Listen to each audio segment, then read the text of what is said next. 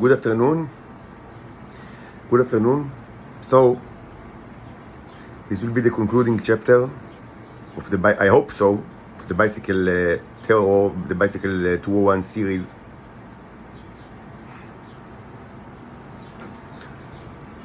So, first of all, a few introductions. By the way, I let myself celebrate the occasion of today with a cigar. Of course, as you know, I have no money at all, but even the poorest person can allow himself like once in a while to celebrate with something that, of course, not that expensive, but you know, still costs some money. It's of the type Flor de Copan. I mean, pretty simple one.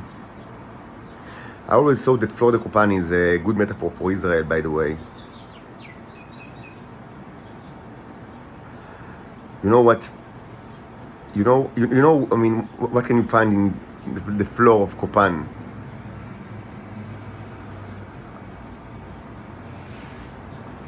It's the dirtiest floor with all the human sacrifice, with all the blood and remnants of bodies of human sacrifice, also children's sacrifice. And it's a little bit, I mean, and I think that today, like more than ever, I mean, more than ever. Yeah, I do speak some Spanish. I know that's not it's not what they meant, like it's not the original intent of the manufacturer.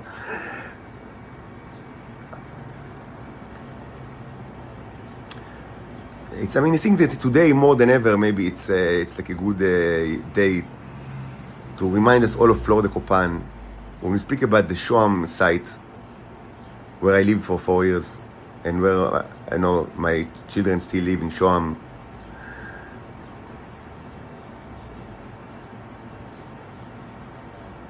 They study in Nitzanim school. I already told you that the teacher of my second daughter, Hila, is actually called Elira Sadeh. She actually lived as a neighbor of me. And I mean, I lived for 4 years in Shoam, and my daughters were living with me after time, like in joint custody. So she was actually one of our neighbors, one of the people that control the oven and, you know, sound and all the other perks of living in Flor de Copan.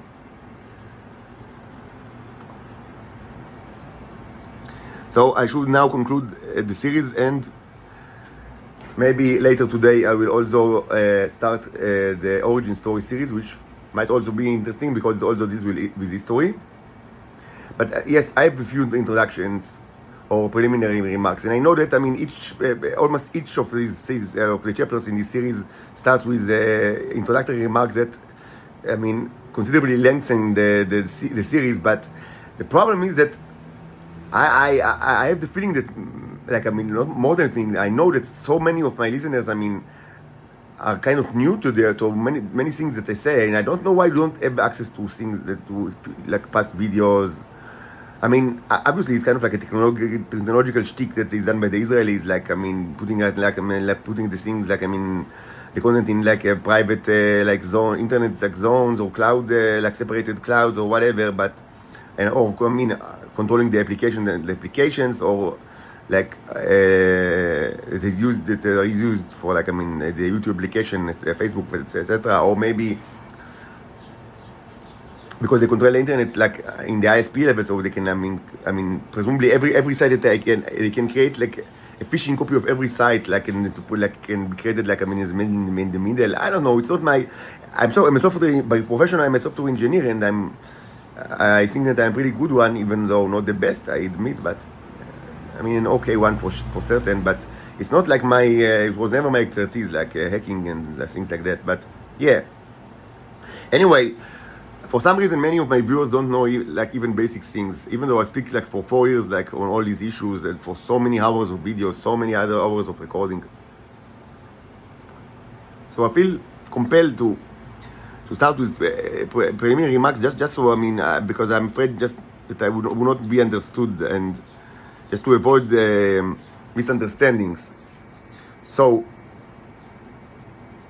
few things should be, I would say,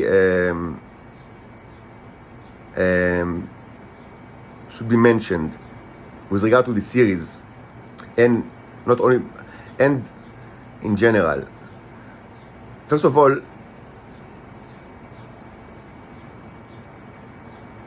one of the problems of speaking about history, like too much, and certainly like as monographs, like the way that I do right now, because I've spoken about history many times, but it was mostly like done in, like, I mean, it's kind of like, I mean, in all sort of like parts, like, I mean, related to other issues. But when you speak about history, like now, one of my fears is that I have several things that I want to avoid. First of all, is that you would think of me as kind of like, I mean, a scholar of, like, I mean, like a scholar of the Venusian and Earth relationship people, kind of like a scientist. I mean, it's part of what I do, but I mean, it's a huge mistake, like, I mean, to treat me as such, because what you need, I am a representative of another species, a species that I call the cherubs, Kruvim, of course, as a, I mean, borrowed from the biblical, and also not only biblical but Near East archaeology and history. I represent this species, not the Venusians, and they are very, very upset at the fact that you treat me as a slave and farm animal, and you torture me and my daughters. This is your main concern right now, and this should be your main concern right now. The fact that a representative of a species that is far superior to you lives in Earth, in Israel, and he has daughters, and they are tortured and separated from each other. And this man lives in poverty and shame, even though he always worked very hard and was never, like, I mean, a lazy person. But the people of Israel are torturing him for disgusting reasons that relate to the historical issue of the subjugation of the Venusians. So yes, this is closely related to this issue from the point of view of, like, the interest of the Israelis. But I do not represent the Venusians. I represent the cherubs, and they don't like you to treat me as a human punching bag. No, not at all. And they are very mad, and they are attacking the Earth right now. The Earth is under attack by these cherubs. And it's not going to stop. It's going to only be worse and worse. So one fear is that, I mean, or concern is that you will think too much about history as though, like, I mean, kind of like, I mean, a scientist or entertainer or infotainer, as they say, part information, part news, part entertainment. Because this could be entertaining, I understand that. And subconsciously or not, I mean, I have, like, I mean, literary, like, I mean, I would say,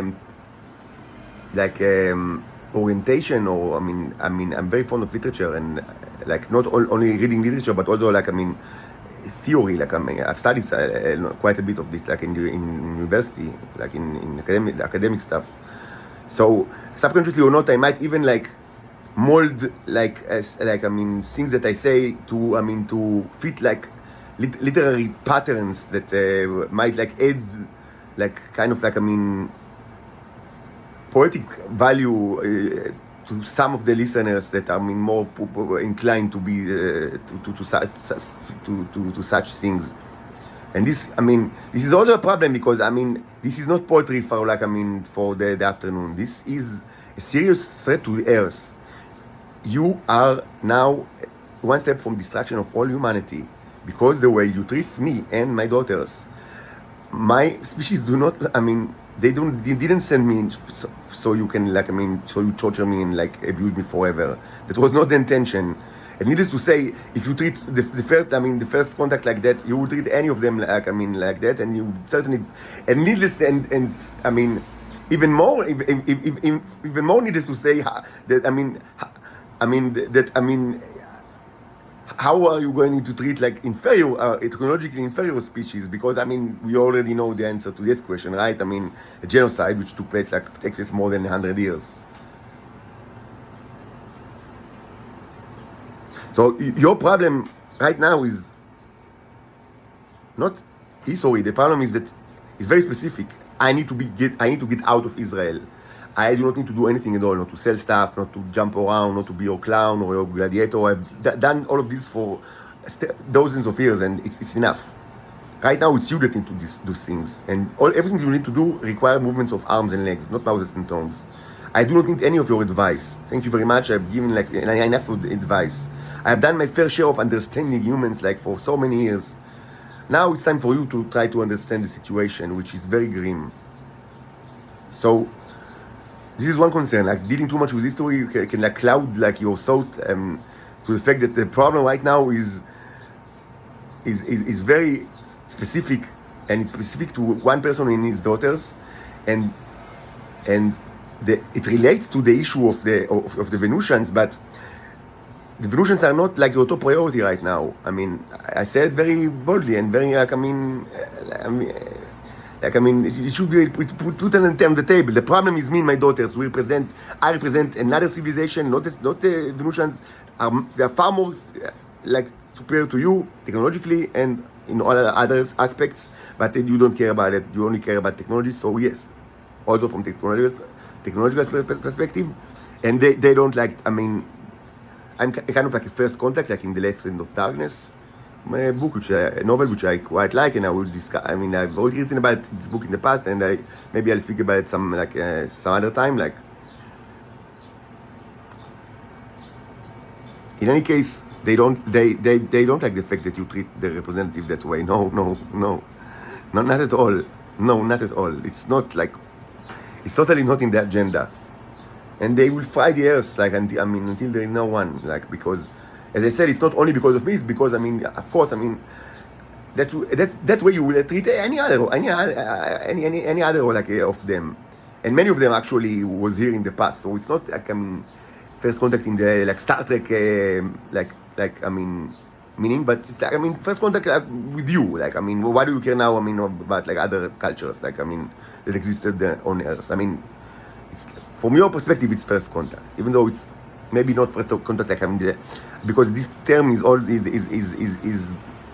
many times mentioned in Star Trek. So I should say that it's mostly like refers to the first time ever that people of different planets or star systems are meeting, and it's certainly not the case because many of us were there like during the past. But from your perspective, it's first contact because you don't you live in your own culture. Of course it's there are. It's not to say that the cherubs didn't leave like their footprints on Earth. They certainly did. Like, and in the most important you can argue about it, but in very important cultural ways, they had huge footprints on Earth. But in the practical level, right now it's like it's first contact because you don't know of others and you don't have like clear memory of these people, and I speak to you right now, and then so it's kind of like a first. So in practice, it's first contact between civilizations, and they don't like the fact that you are torturing me and stealing everything that I have and like abusing me in any way. No, it's not. They don't like it at all, not at all. I'm not a robot or whatever. This idiocy of like AI or not AI, I don't care. Call it whatever you want, really. The problem is not the way you call it. The problem is how you treat me.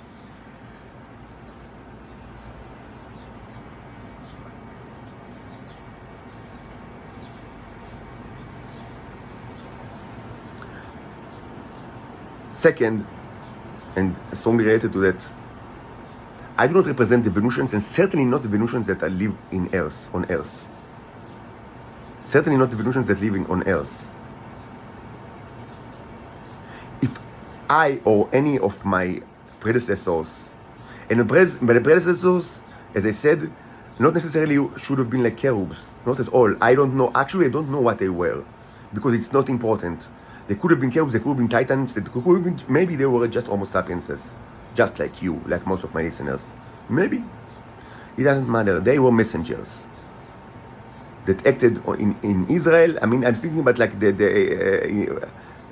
Israeli context. Of course, the gates existed long ago, but I'm speaking in the Israeli context, which started, as I said many times, not on 1948, but with this, almost immediately after Zionism began, which means more than 100 years old, the saga. So,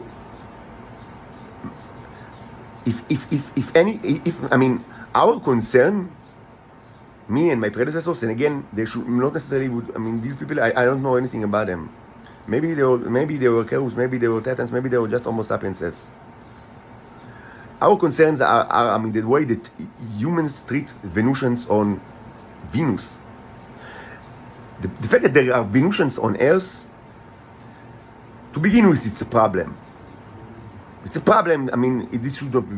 It shouldn't be the case. It's a great sin to begin with. And once it started, there was a huge issue of what do you do now? And there are no simple answers. There are no simple answers. And this story, the story of the bicycle that I'm now concluding is is the best example of the fact that there is no simple answers to what do you do right now, after you already committed genocide, after there are already Venusians here on Earth. That's and there is no a perfect solution. And this is major I would say moral value or more principle that could be learned from this specific story. That once they are already here, this is a problem, a huge problem. And whatever you do, you can only, as they say, the chabot srefot in Hebrew, to try to extinguish the fire, in one place, but then fire begin in another place, and etc. etc. And certainly this is the case because Israel continue with their misdeeds. They never stop.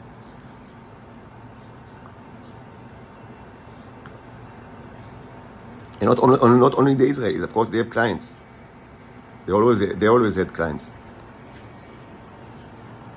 There might not be a perfect solution to the problem that arises from the fact that the Venusians are living on Earth, and I'm not the representative. And as I said many times, the ones that lived and maybe still living in Israel during my lifetime, which is the last couple of decades, were cruel to me in an unbelievable way. And certainly I have no interest in their well-being or whatever. They were snakes that grew up in a snake pit and disgusting creatures. And regarding Titans or Venusians that live outside of Israel, I can only say that I have no I have no evidence at all to judge them in any more generous way than the judgment that I have on the Israeli ones. The best I can say is that maybe some of them just don't know anything about me and don't know anything about Israel and are kept in complete darkness maybe, and maybe the only thing that they know presumably is that if they are females they cannot have sex with Homo sapiens males for some reason, maybe just for a reason that is completely lie, because this is the minimum that they have to know, because otherwise everybody knows today that this is dangerous. And maybe such creatures, it's the best I can say, the possibility that they don't know anything, and they just, whatever. Maybe they live as a fisherman village in Okinawa, I don't know.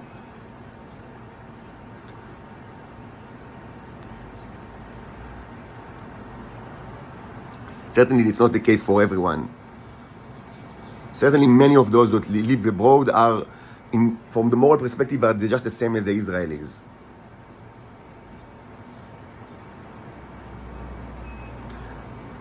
And certainly I do not represent them, and certainly I have no interest in their well-being, if anything, to the opposite.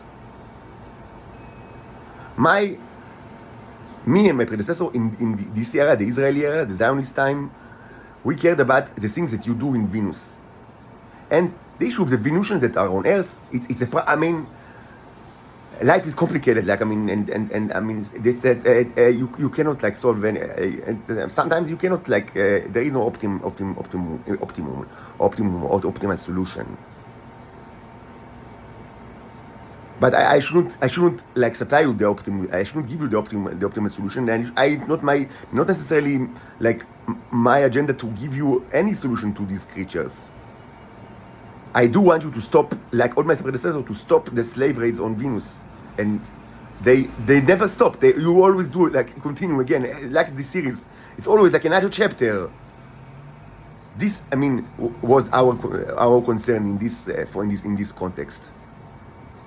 And also there is like the personal problem, which is should be the most, I mean, critical one from your perspective, which is how the Israeli treat specifically me and my daughters, which should be a main concern of you, because as I said, the people that sent me don't like that fact that you torture me. No, not at all. It was never in their agenda, not at all. And again, they understand very well that if you treat me like that, they will treat any one of them like that, and you will treat like any other like species that are inferior technologically in even worse ways. And this should be your main concern. And I don't want this like historic talks regarding the bicycle that I do now, or maybe the next one should be more like in personal, but also will be in historical context. I don't want it to cloud like your understanding that this should be your main concern. Rescue me and my daughters from this hell. And this should not be done by giving us advices. We do not need your advices, not at all. We need to see arms and legs and arms, not metaphorical one, real arms and legs that living like that are really moving from outside of Israel into Israel in order to rescue the strangers from this hell.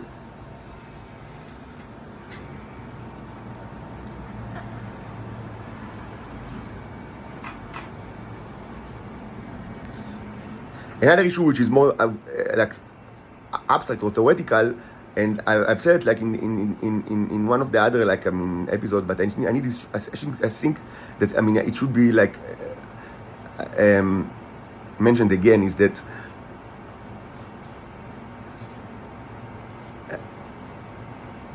history does not usually like occur like in episodes, like in saga. Like there's one chapter that ends, and then presumably nothing happens, and then another chapter begins. This is the way that fiction is written, and also history is written like that. And also the Bible to a large extent was written like that, because this is the convenient way to tell a story, and whether it's a fictional one or a historical one, it's this is the convenient way, but it's not like in reality. It does not lend itself like to chapters in a saga. So it's not like the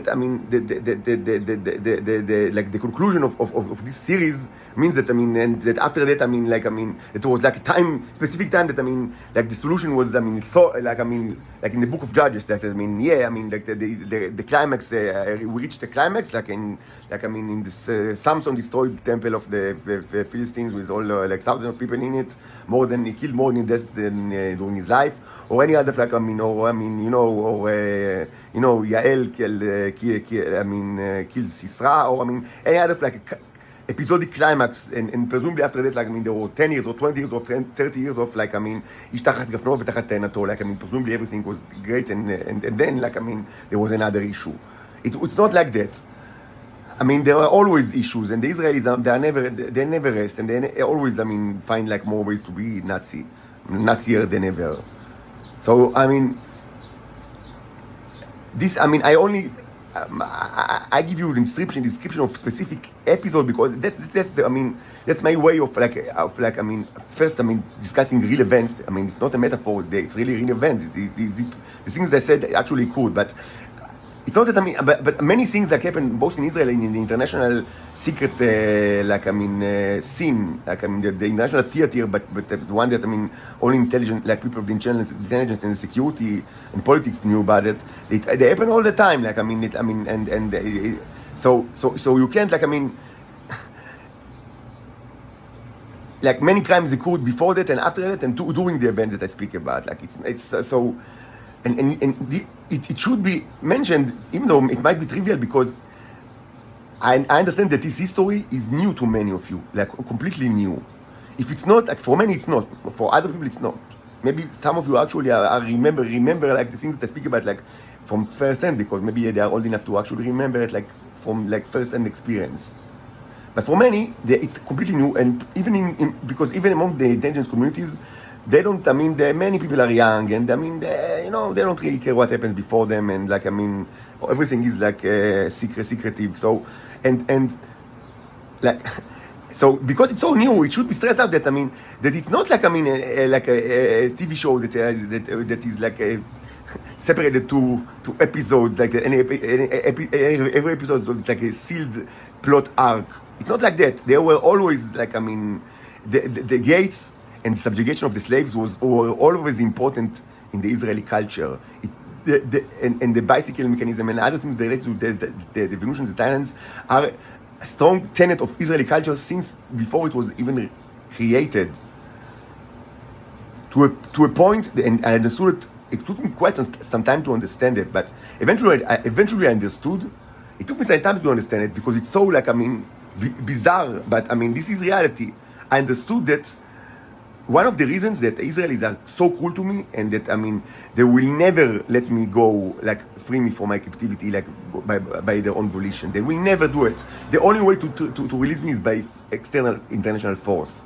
And I understood it because I understood the two things. First, I mean, they are totally controlled by their ego, so they can't have any concession. Like, they cannot give, like, even 1 millimeter. They must, like, fight to the end, because that's their nature. They are crazy. But moreover, there is another aspect that took me some time to understand, because it's kind of like bizarre, but it's true, that they view me because of several reasons, and it's partly true, partly not true, but anyway, they view me as a key figure in the Venusian exploitation. And as a result from that, it's not that, like, I mean, so, I mean, a naive person should have, I mean, at that point, I mean, should have thought, so maybe they, I mean, treat you like, I mean, like as a prince or a king, I mean, and I mean, of course, it's completely the opposite. I mean, they treat me as like subhuman and like a farm animal, and they torture me without end, because that's the way they are. But moreover, they think, like, from their perspective, that they cannot let me go because, and it doesn't matter if it's true or not, and it doesn't really matter right now why they think, I mean, it has some, like, reasons that are rooted in reality. It's not like, I mean, an obsession.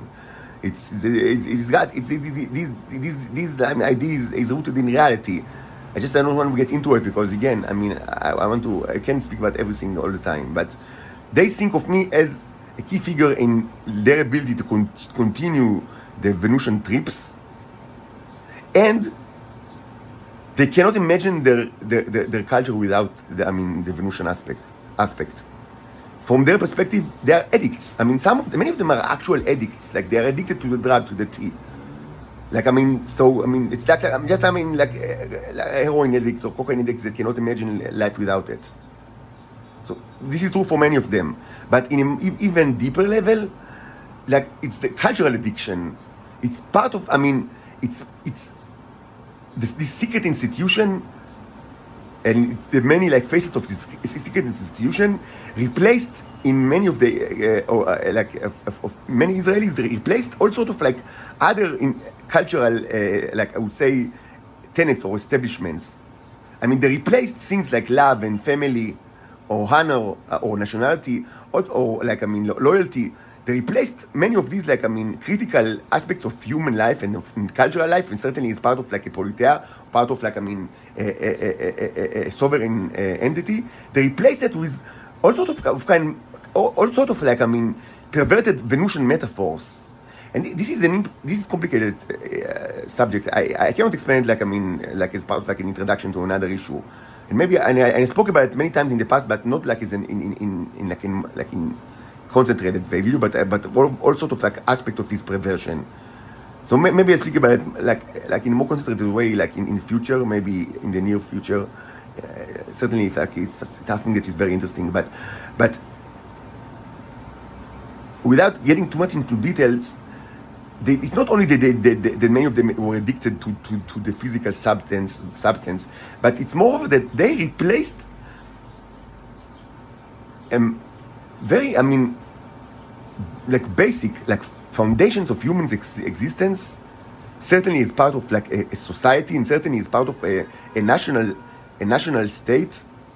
They replaced it with perverted like ideas, perverted ideas that are based on their exploitation of Venus. And this happened actually long ago. Nothing of that is new, and it's keep being like that. So for them, like releasing me from captivity.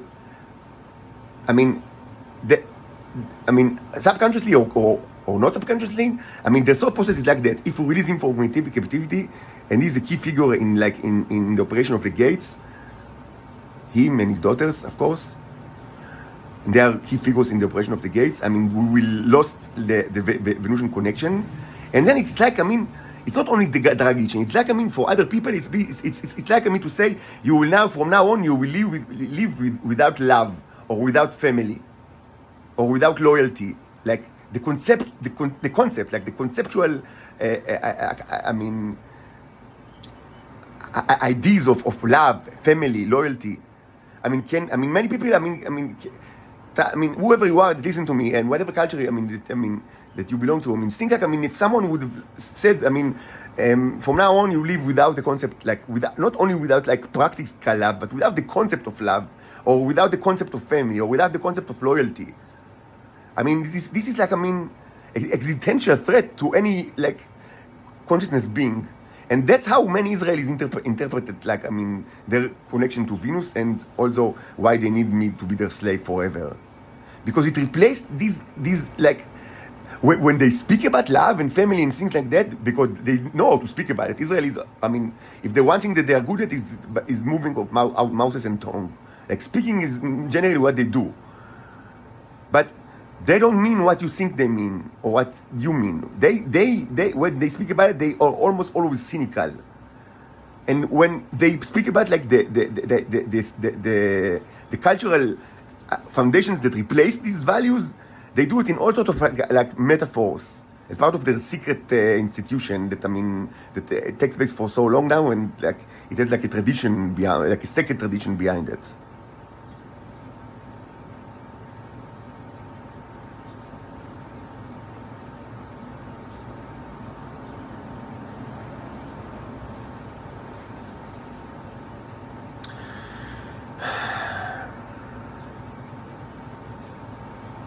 Anyway, this is just, the whole episode that I now conclude, it's just an episode. Many things took place before and after that, and during these events, the time of these events. And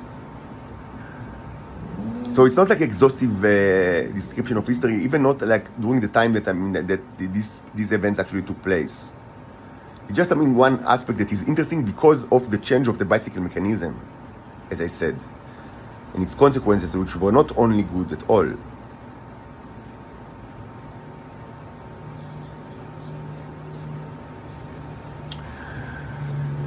Okay, so I will stop now, and the next video will be certainly the concluding chapter, and without any introduction, I promise, and it will be, I will start it very quickly, just drink something, and then we'll start the 9th chapter, which will certainly be the conclusive one for this series.